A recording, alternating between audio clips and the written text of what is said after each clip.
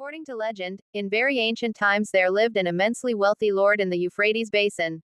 His lands were vast and his herds countless, yet amid all this wealth he suffered from one great sorrow: he had no children. No matter how hard he searched for a remedy, neither sages nor healers could cure this affliction. One day, while the Lord's shepherd was grazing the flocks, a poor-looking dervish approached him. It was lambing season. As they talked, the shepherd spoke of his master's childlessness and deep sorrow. At that very moment, a black sheep at the head of the flock went into labor. The dervish rose, extended his staff over the sheep, and said, "This sheep will give birth to twins. The first milk from her udder will be a cure for the Lord's suffering.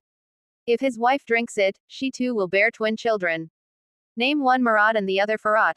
Then the dervish vanished from sight. The shepherd immediately conveyed these miraculous words to the Lord. Everything was done as foretold, and soon the Lord's wife truly gave birth to twin sons. Just as the dervish had predicted, they were named Murat and Fırat.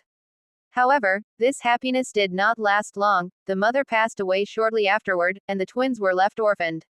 As time went by, the Lord married the wet nurse who had been caring for the children.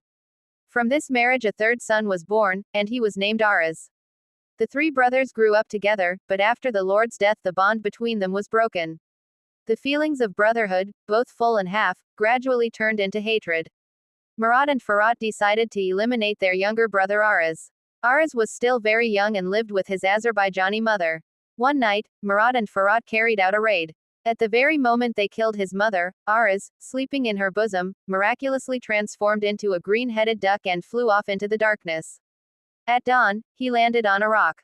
As he gazed out over the boundless valley before him, he was attacked by birds of prey.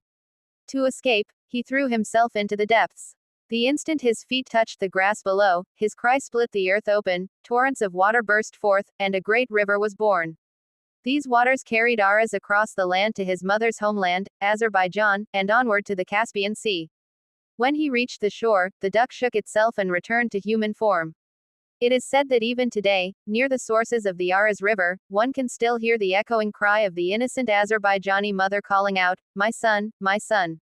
Murat and Fırat, however, paid a heavy price for their evil deeds. Drought struck their lands, their herds perished, and their tribes were scattered.